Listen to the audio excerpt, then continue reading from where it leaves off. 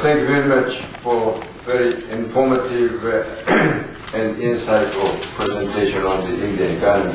I wish we had more business participants at this lecture this morning. As I said at the very beginning, that the Indian economy deserves more attention here than it is today. I know we have a number of very prominent companies already are working very actively in India, but I think there are more opportunities for Korean businesses. Well, with this, I will open this discussion. And if you have any comments or questions regarding Indian economy, please raise your hand and make comments, please. Dr. Han, yes, you want to break the ice?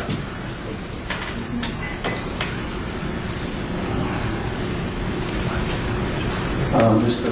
Tarangas, I'm very much impressed with the way India has been transformed from once import substitution era to fully liberalized, open time.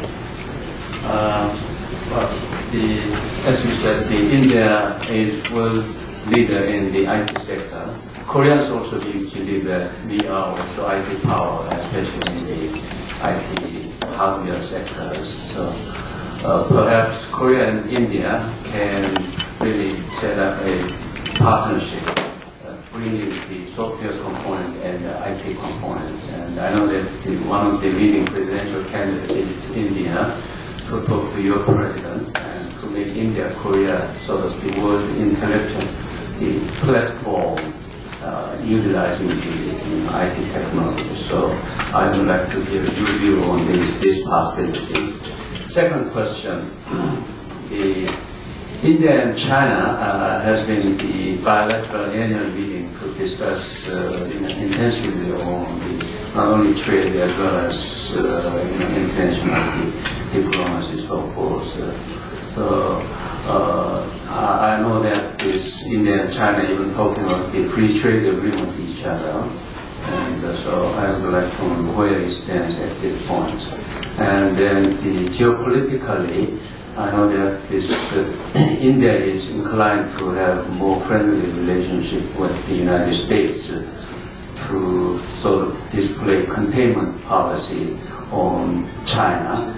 And so I would like to know your view on this and making a strategic alliance with the U.S. in terms of the military preparedness. And third question is East Asian Summit. India, Australia, New Zealand joined on top of the existing ASEAN Plus 3D framework. What is your view of India's role on the expanded East Asia Summit?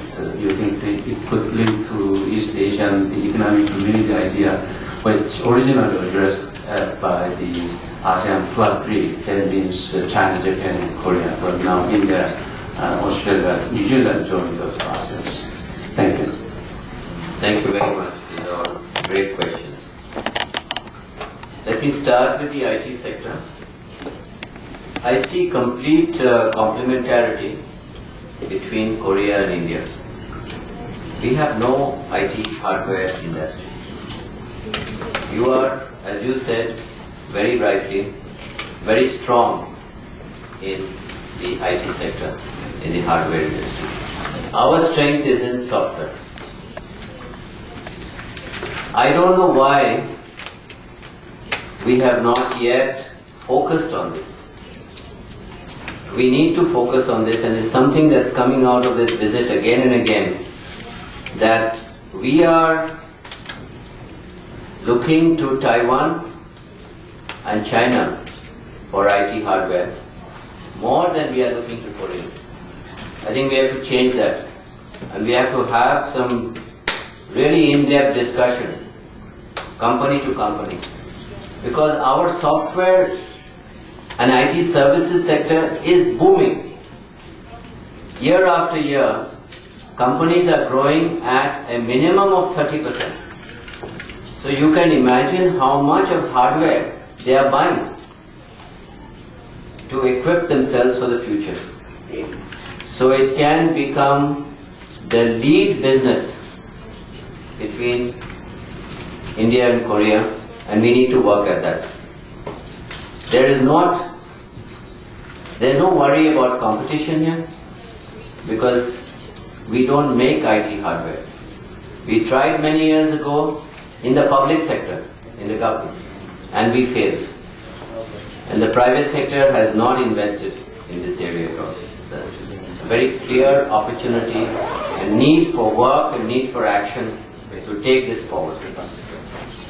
And I don't think we should depend on the government to do it. I think we should do it from the private sector.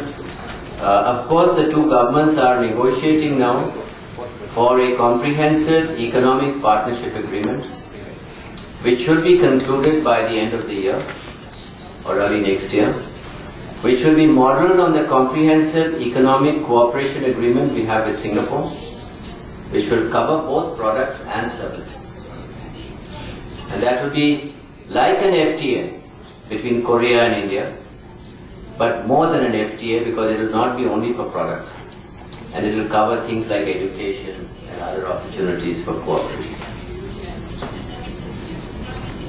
I was a member of the joint working group set up by the two prime ministers of China and India to develop the trade strategy between the two countries.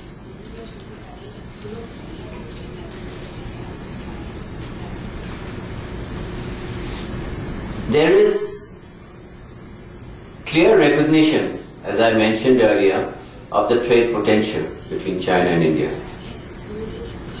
But there is a worry in India in regard to only one issue. See, our private sector companies are private sector companies. You can know it, you know. They are listed on the stock exchange, their ownership, their everything is known. And our media is so aggressive that every information about everybody is out in the newspapers or on the television channels. It's a Western model media in an Asian country with Asian culture. It's India. And they have become, if I can use the word, intrusive and investigative journalism to sell their newspapers and to sell their channels. Our worry is we don't know often in China who owns the company. Is it a private sector company? Is it a government company? So, if we were clear that China is truly a market economy like we are, then I think no problem in beginning discussions and negotiations with them with an FTA. Well, the two markets together, can you imagine the size of the two markets together and the opportunities for trade and investment? But so today we are talking about how to increase trade with each other in a joint group, but we are not yet talking about FTA. I personally feel that we should start discussing FTA. FTA discussion doesn't mean it happens tomorrow morning. But there are many people in my country who are apprehensive that if we start talking of an FTA with China, it may happen too quickly, and we do find that many Chinese enterprises offer products at prices which are below the raw material cost, which means that these are not market-based commercial pricing practices. See, our private sector companies, I'm sure like many of your companies, are raising equity from the market or borrowing from the bank. So they have to pay back. So they have to maintain prices which give them a return. Otherwise they'll go bankrupt. So when they see that Chinese companies are offering prices which are below their raw material cost, then there's a question mark.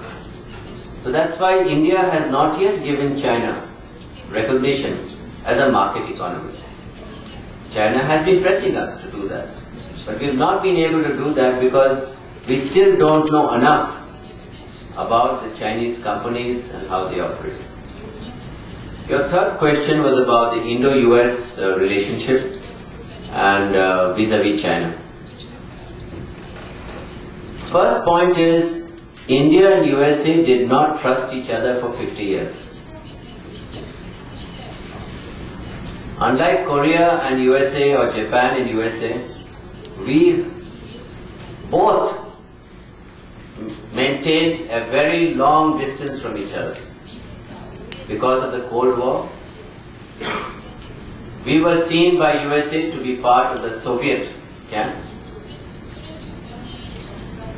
and we were far away from each other. In the last 5 years, this has changed.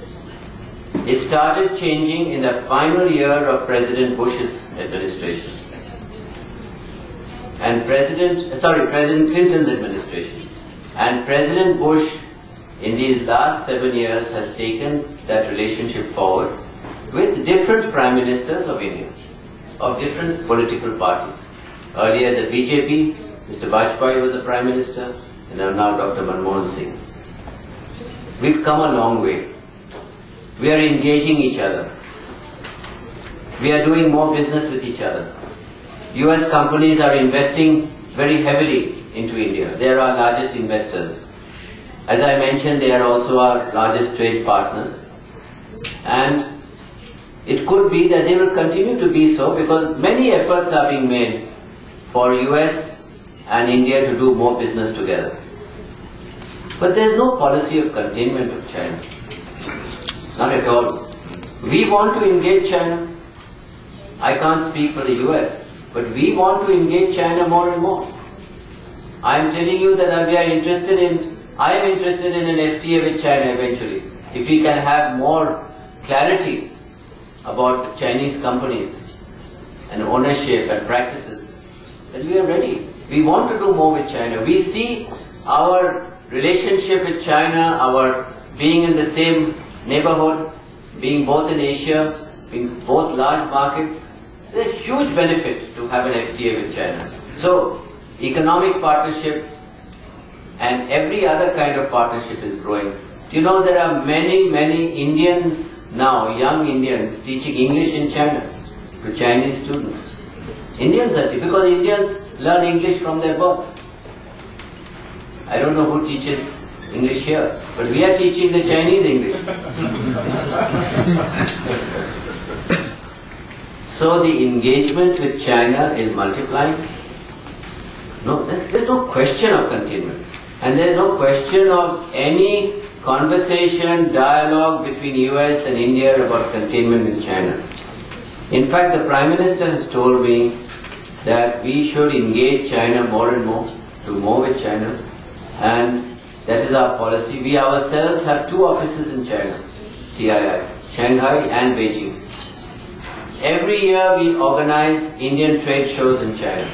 Every year we bring Chinese experts, business to India. Because we are very clear. We have no question of containment. We want to do more with China. Your last question was about the East Asia Summit. Our Look East policy started in 1993 only. Mr. Narasimha Rao was the Prime Minister. Ambassador Abhyankar probably will come in here a little bit to add to what I say, because he formulated the policy, he implemented the policy of Look East. He administered the policy from the Foreign Ministry as Vice Minister. We definitely want to be part of an East Asia economic community. We have now got the SICA, we call it, with Singapore. We are in advanced stage of negotiation of an FTA with ASEAN. We have a free trade agreement with Sri Lanka. We are negotiating the SIPA with Korea. We are negotiating with Japan. We are talking to China about opening up trade more. So all this is bilateral, but it's all leading in one direction. Integration of India's economy with the economies of Asia. Ambassador, would you like to add something to this? On a political or strategic point, how you... Thank you. I'll just add that our Look East policy, as you said, last said, it started in 1993, but it really got the momentum in 2000. The first India-ASEAN summit at the head of state level was in 2002. So it's a policy of considerably recent origin, although, and it is in a way a contradiction, because we have had such old links with each country in East Asia, Southeast Asia, that it's surprising that it took us so long to actually do something about it. But from 2002 to 2007, we have of course had bilateral agreements with each of these countries, in the sense we've done it with Thailand, we've done it with Singapore, we're going to do it with Malaysia, and we're going to have it with ASEAN as a group as well. We were very happy that I think China, Korea, India, we are sort of dialogue, summit level dialogue partners of ASEAN.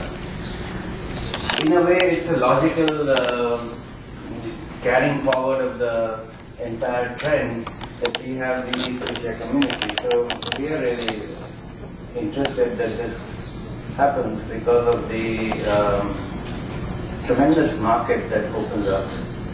And because in the end, it looks like, I mean, I keep reading that the 21st century will be an Asian century. At least the first 7 years show that it may well be. So, thank you. Thank you. Thank you. Okay. Any other questions or comments? Yes. Yes, many one of Thank you, Dr. Farundas. institutions. Yes, thank you for your excellent and inciting presentations. As you presented, India looks like a country of opportunities, and you are open and you are liberalized. So, well, matter of fact, China is pretty much known to Koreans, and we don't have much afraid to invest in China, but we don't know much about India as now. So, when you're considering direct foreign investment into India, what can be the most important factors we have to consider? For example, is it cultural factors, or labor factors, or some other factors we have to consider? So, if you have any information, we might please. I think first of all, the very big difference between China and India is that because of our democracy, it goes down to the village level. You're having to deal with multiple agencies, federal level, province level, local level. This is what POSCO found later. They thought they had gone to federal level, and everything would be okay. But in India, it's all the way down. So it's a different system. That's the first point. And I think the Korean companies don't have enough information about our systems and the procedures which go with the system. The second, because of this, it takes longer. It takes longer. There is a saying that it's very easy to get into China, but maybe not so easy to get out. It's very difficult to get into India, but you will not want to leave once you are there, because you will feel comfortable with the transparency and the openness that is there. But it is a different world, and I think except some of the big Korean companies who have gone in there, who have been aggressive, who have been successful, by and large, you're right, the information is not available. So yesterday I was saying to the FKI CEO, the Executive Vice Chairman and CEO, that we will try to have a Korean in Delhi to help Korean companies. Because a Korean who knows India, it will help because there is a difference in culture. There is a problem of language. There is a problem of communication. I can see that. So we need to have someone giving a hand, a helping hand, maybe in your own language, in your own culture, so that it will give you that information that you require. You do require information. We are a different world, and a completely different world from China, and a very different world from Korea. So it's very difficult for your people to be comfortable in India, because it's a different world. And I understand that. So I think we have to do something special for Korean businesses, for Korean enterprises to participate in India and to acquire knowledge and information, and then to be comfortable. It's a process. I think we need to work at that, because we have been also far away from each other, and the companies who are knowing India from Korea are only too few, and they are also very new to India. It's not as if Samsung and LG and Hyundai have been there 50 years. They've only been there 10 years. So it's a very recent origin. So we have to work at it. There is a problem here that we have to address. And from our side, we will try to address it also, and with Korean collaboration and partnership. FKI is also interested more and more, because I think the FKI members are saying we want to do business in India. How to do it? You know? How do we get in? How do we understand this strange animal that is India? It's a different animal. It doesn't grow. It's a different tree. It doesn't grow in Korea. It's good. Yeah. Yes, please. Hello, sir. I'm talking on behalf of our chairman, Mr. Chan. So this question is about two sectors specifically. One is about power sector, and the other one is about shipping sector. First question on power sector. So we see every day in market reports about a lot of UMPPs coming up, ultra mega power plants coming up in India, and we can see all the companies we know jumping into that field. So he want to know like how efficient things are happening, and is it true that by 2010 to 2012 there is going to be a big transition in the field of power sector in India? That's the first one. The second one is about shipping. So we are all in the shipping sector, and the whole world is looking at India as the next big thing in shipping. So you might be aware that from 2004, last 3 years, we are in a new platform of shipping. People say it's because of China factor. So we are expecting that from 2009 to 2010, we will move to another higher platform of shipping because of India factor. But he's very worried that Indian port facilities are not even near to good enough to address India's demand. And very specifically on iron sector, he's very worried that a lot of contrasting policies and a lot of confusions happening in market. You know, one day we read that this is going to happen in iron sector and quantity is going to decrease. And yesterday we read that the quarter-wise export out of India of iron ore has increased compared to 2006 by about 6-7%. So what is the government's clear policy on iron sector?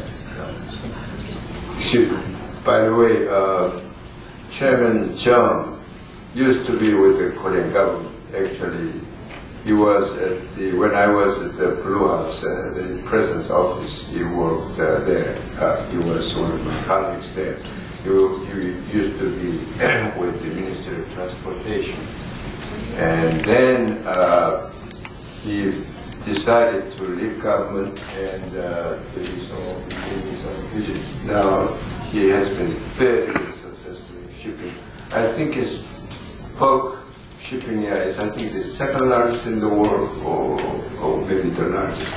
And he has employees from India. He happens to have some Indian employees. Actually, he's one of them, and there's another one. And I'm very proud of Mr. John. He's very successful. Thank you very much, Mr. Chairman. the most difficult policy change in the infrastructure sector in India related to power,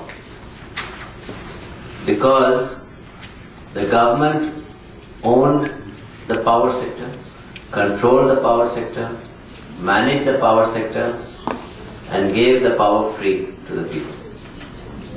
And that was a very big reason for us coming to our crisis in 1991. Because we did not teach our people that they have to pay for power. Once the private sector was brought in to the power sector by Dr. Manmohan Singh, we had to start teaching the people that they have to pay for power. So there's been a very difficult transition. Today, if you go to the state of Andhra Pradesh, the city of Hyderabad, you will find 5 private sector power projects working well there. It's a major development.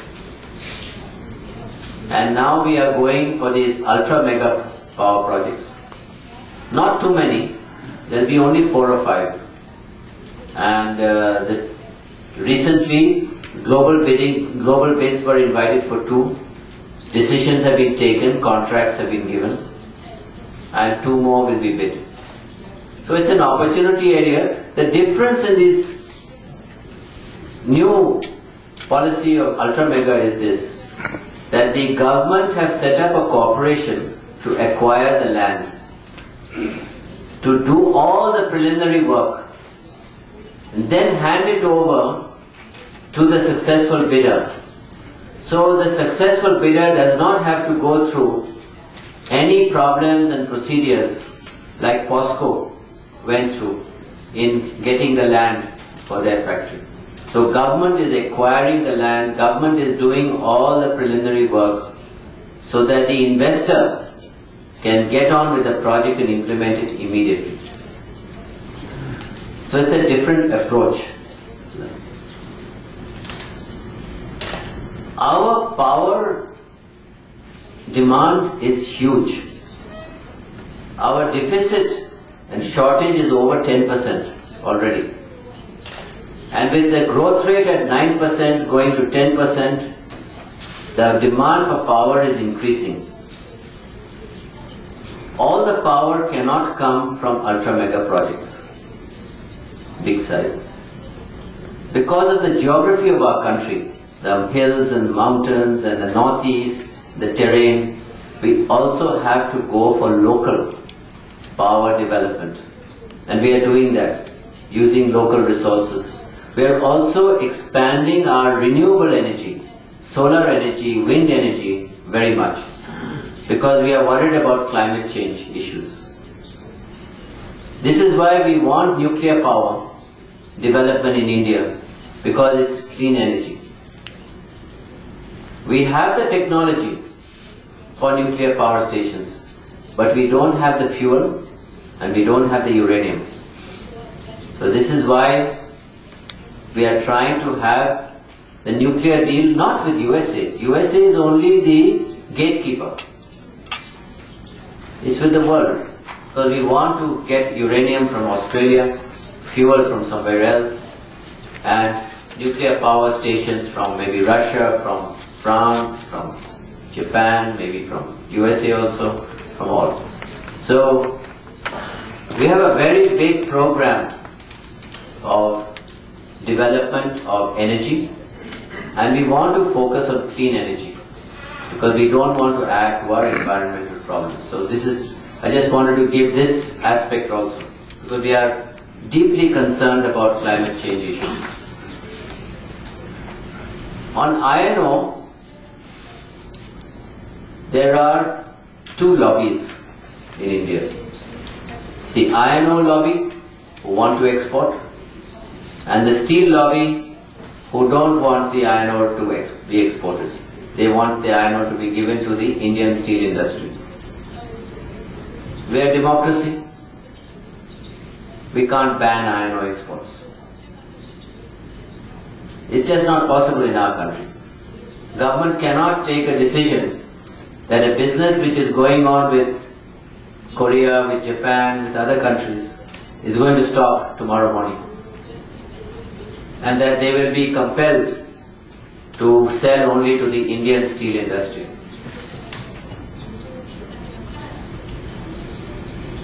Even if the government tried to do this, because the steel lobby persuades them, the iron ore industry will go to the High Court, go to the Supreme Court and win the case, because it's freedom of choice.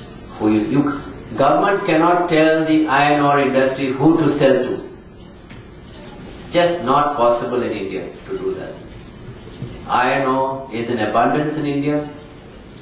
It's owned by certain businessmen and industry. They will sell to whoever they want to sell to. Have I answered clearly? So please don't believe. Every day you will read different stories, because one day the iron ore exporter is paying the reporter to write his story. Next day the steel industry is telling the reporter to write his story. So whoever pays the reporter more gets his story. So I mean, this is the story of the media industry these days. So policy cannot be changed overnight. Iron ore exports have been going on for many years and will continue to go on. The last point about shipping and ports.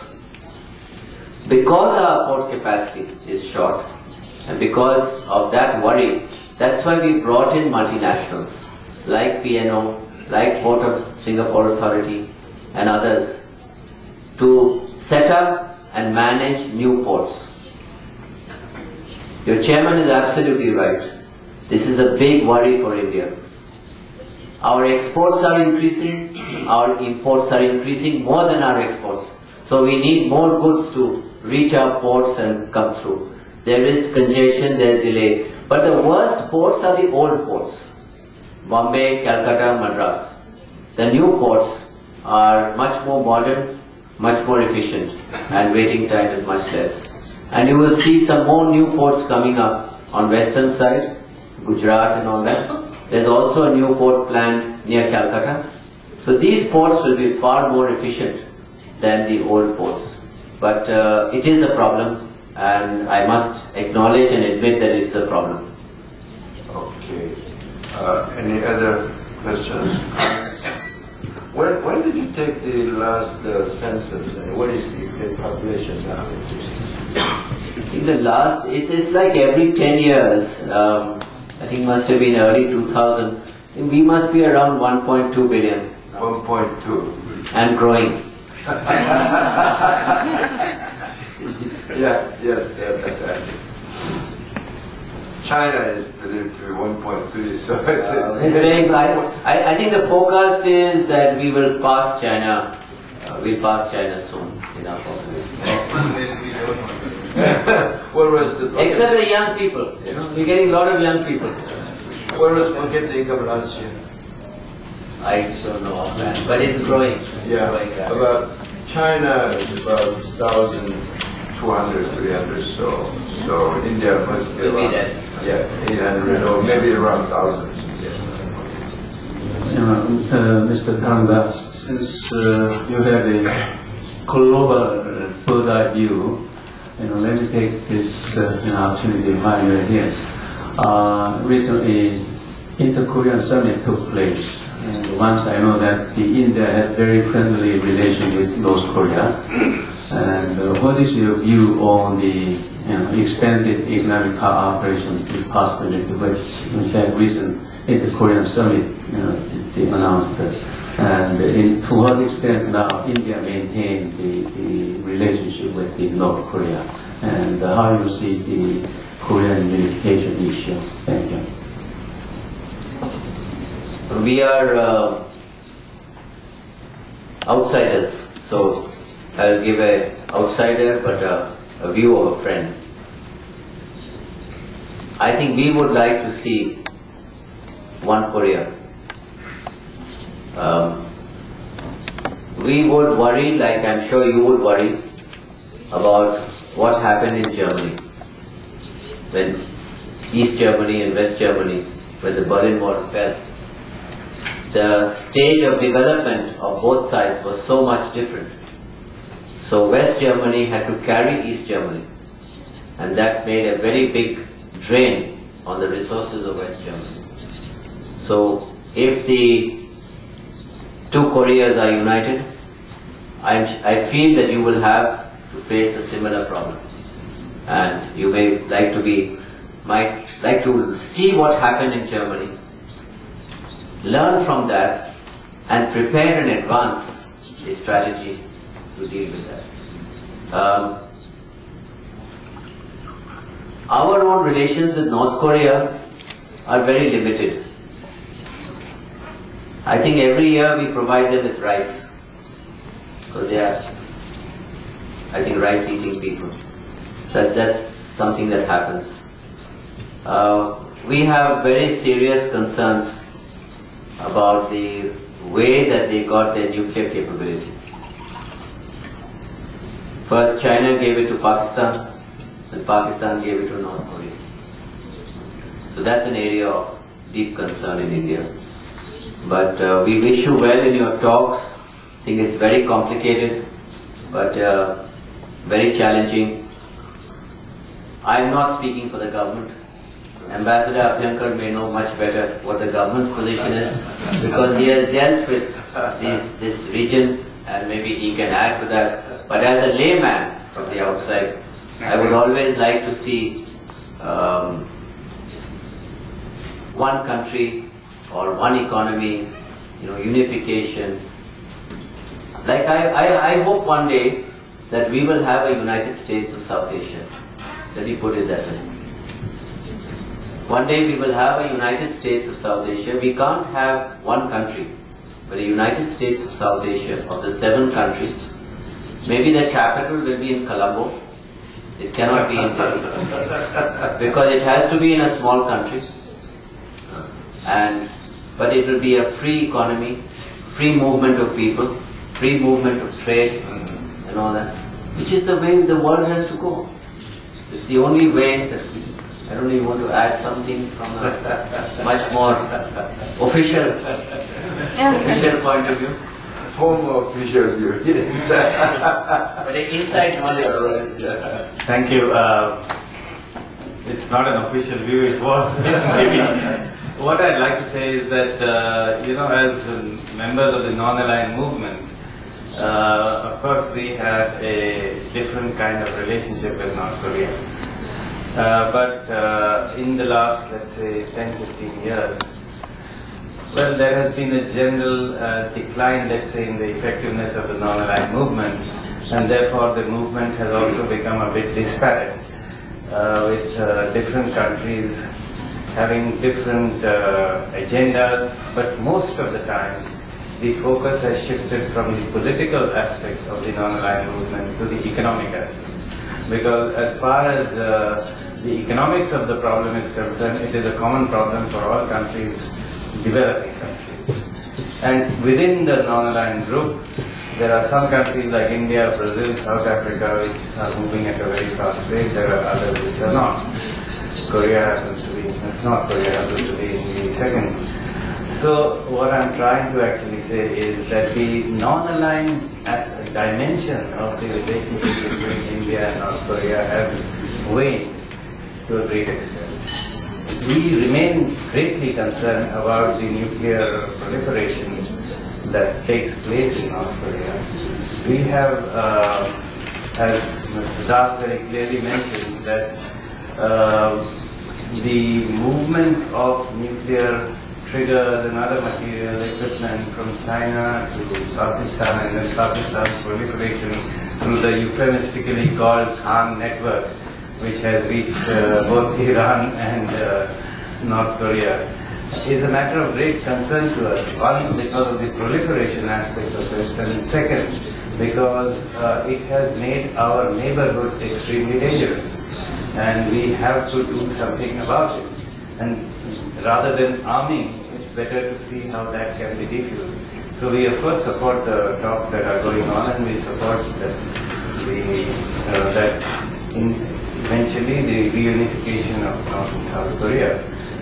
Our relationship still remains, because we have tried to see, we have seen the way the talks have gone. We have seen basically the talks going up, going down, depending on the different administrations that have been there in the United States. I mean, I remember in the late 90s, 98, during that Democratic administration, Bill Perry, who is the Defense Secretary, had actually proposed more or less what is happening now, which is that rather than being belligerent, let us try and see how we can, to put it rather undiplomatically, how you can buy the whole problem off by offering something.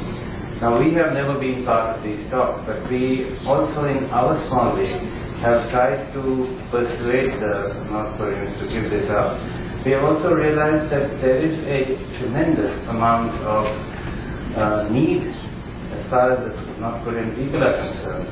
So it is part of our, and we get regular requests from North Korea for providing rice, of course, and for providing medicines, which we have very happily done, because we believe that we need to keep engaging with the regime and do whatever we can in our way, although, as I said, we're not part of the talk, to support the general objectives that I have mentioned. Thank you. Well, thank you very much.